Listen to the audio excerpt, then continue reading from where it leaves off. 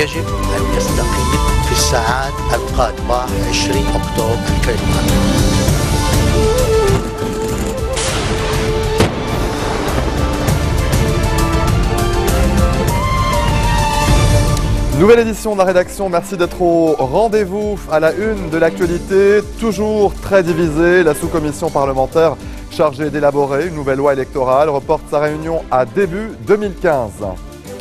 Après les socialistes et les Kataeb, le courant aouniste donne son feu vert à un échange entre les otages militaires et les détenus islamistes. Les familles des soldats appellent le Premier ministre Tamam Salam à prendre une position courageuse. À l'ONU ce mercredi, les Palestiniens vont proposer une résolution sur la fin de l'occupation israélienne malgré l'assurance d'un veto américain. Et une foule honore la mémoire de Kim Jong-il à l'occasion du 3e anniversaire de la mort du dirigeant du régime hermétique qui a dirigé le pays pendant 17 ans. La nouvelle est tombée en milieu de journée. La réunion de la sous-commission parlementaire chargée d'élaborer une nouvelle loi électorale a été reportée. La commission était censée se réunir ce jeudi. Une date ultérieure sera fixée après les fêtes de fin d'année, selon son chef Robert Ranem. Mardi, les forces libanaises ont suspendu leur participation aux travaux de la sous-commission en raison d'une impression d'un atermoiement délibéré. Une position courageuse, c'est ce que réclament les familles des militaires otages des djihadistes au chef du gouvernement Tamam Salam. Les proches des soldats appellent également le chef de l'exécutif à en finir avec ce dossier. Début août, 25 policiers et soldats sont retenus par les islamistes dans le Jur de Dersal. 4 ont déjà été assassinés, dont 2 par décapitation. Comme vous le voyez à l'écran, les familles des militaires ont rencontré le leader du courant patriotique libre, Michel Aoun, qui s'est prononcé en faveur d'un échange entre les militaires et les islamistes détenus à Roumieh. Les familles des militaires enlevés ont par ailleurs annoncé la création d'un comité chargé de suivre le dossier. Le ministre libanais des Finances, Ali Hassan Khalil, a redit ce matin sa détermination à lutter contre la corruption qui gangrène les services fonciers. Début décembre, le ministre s'était engagé à éradiquer la corruption qui s'est enracinée dans les services fonciers et à sanctionner les contrevenants.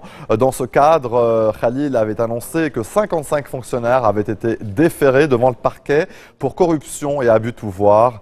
Des enquêtes ont été ouvertes. L'opération touche l'administration, les employés et les propriétés de l'État. Le secteur des douanes est également visé. Nous ne ferons preuve d'aucune faiblesse, a assuré le ministre lors de son point de presse. Ce mercredi, le Pakistan a annoncé la levée de son moratoire sur la peine de mort dans les affaires de terrorisme alors que le pays a décrété 3 jours de deuil national. Hier, mardi, 141 personnes, dont 132 écoliers, ont été tuées dans une école accueillant des enfants de militaires. C'était à Peshawar, dans le nord-ouest du pays.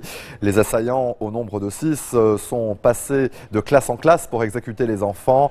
Le massacre a été revendiqué par les talibans pakistanais qui entendaient ainsi se venger de l'offensive menée depuis le mois de juin par l'armée pakistanaise dans leur bastion du Waziristan.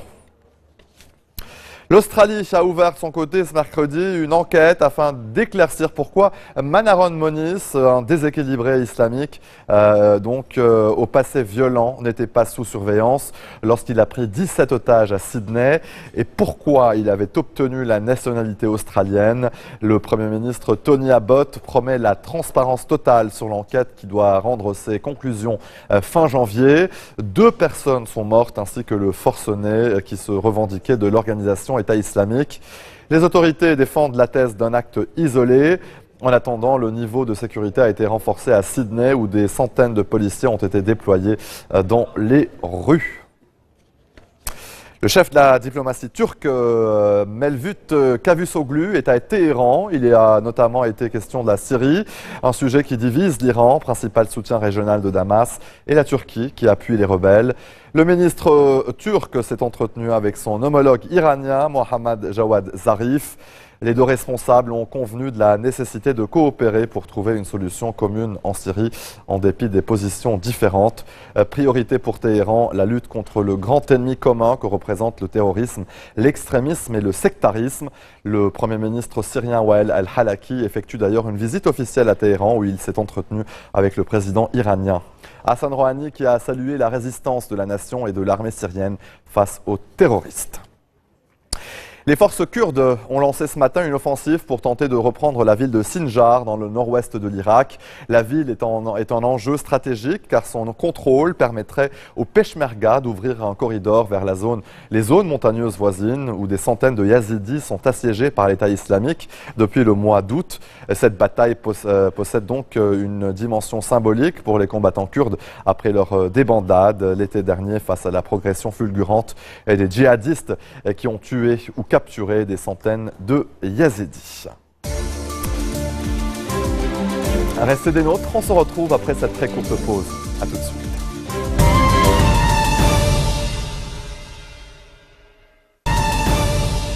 Retour sur le plateau de l'info, le Hamas a été retiré de la liste européenne des organisations terroristes par la Cour de justice, mais l'Union européenne a indiqué dans la foulée qu'elle considérait toujours le Hamas comme une organisation terroriste.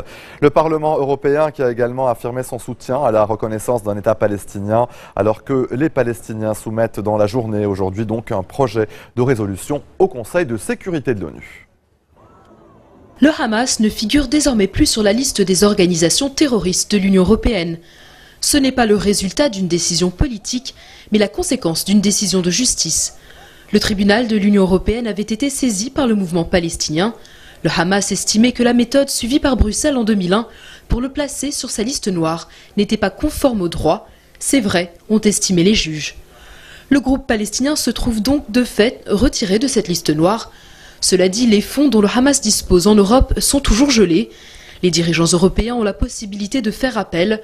L'Union européenne a d'ailleurs précisé qu'elle considère toujours le Hamas comme une organisation terroriste. De son côté, Benyamin Netanyahou a tout de suite appelé les Européens à revenir sur cette décision, rappelant que le Hamas prône la destruction de l'État hébreu. Cette décision de justice intervient alors que les Palestiniens doivent soumettre dans la journée un projet de résolution au Conseil de sécurité de l'ONU, un texte qui réclame la fin de l'occupation israélienne dans un délai de 2 ans. Autour de la table, la discussion semble détendue, mais les positions resteront fermes. Selon les Palestiniens, Washington opposera son veto à leur résolution. En cas de veto américain, ils demanderont leur adhésion à une série d'organisations et de conventions, parmi lesquelles la Cour pénale internationale. John Kerry a lui tenté de les convaincre de reporter le texte qui imposerait un délai de 2 ans à Israël pour revenir aux frontières de 1967, mais en vain. Ce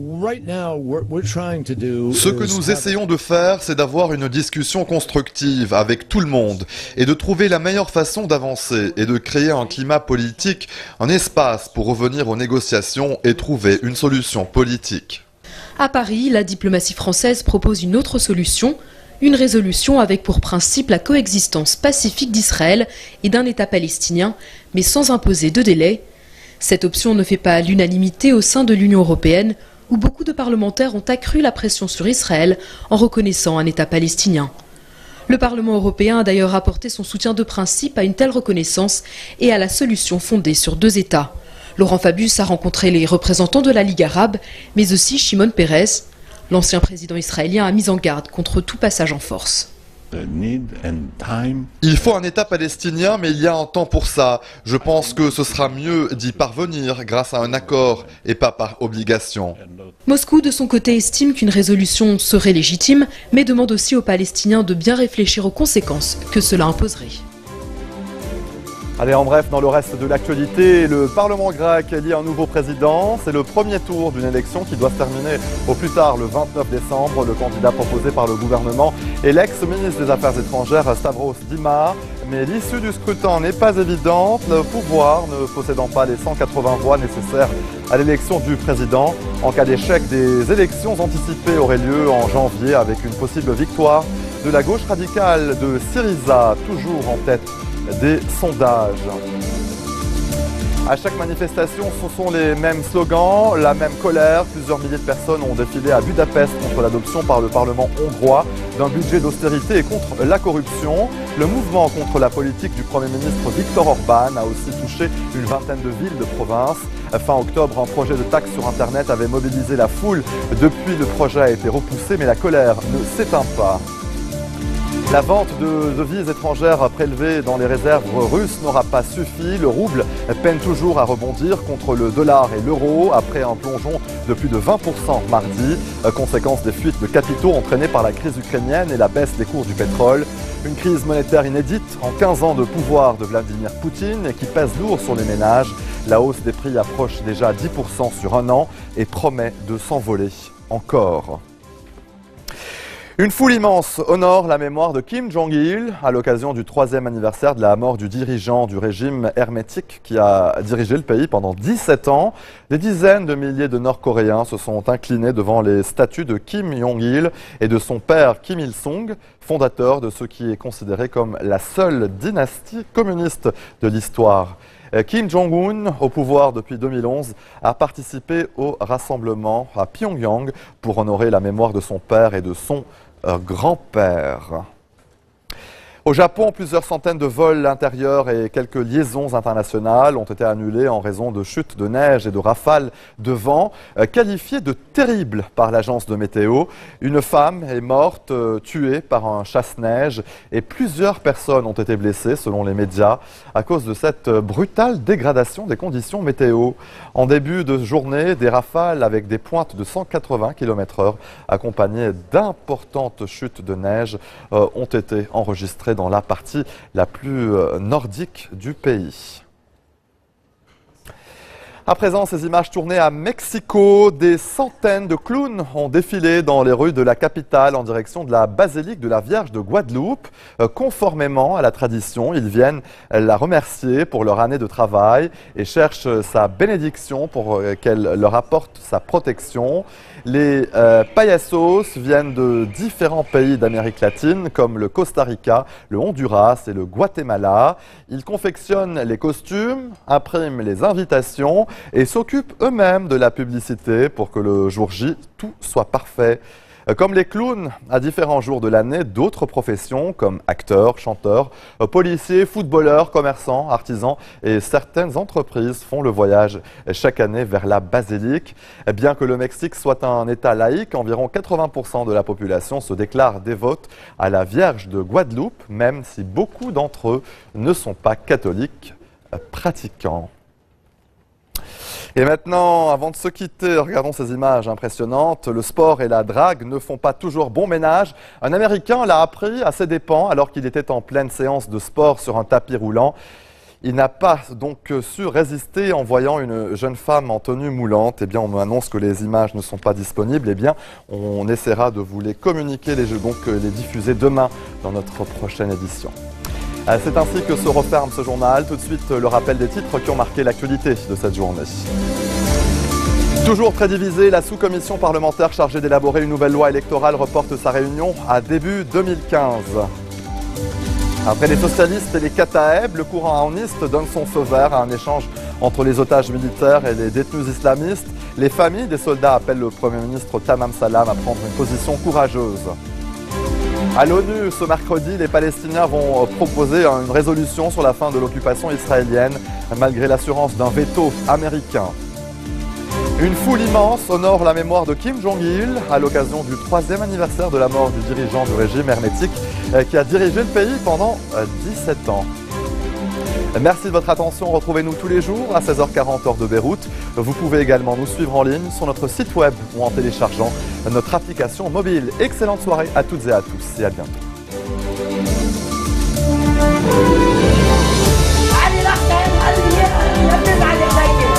يجب أن يستقيل في الساعات القادمة 20 أكتوبر الكريم.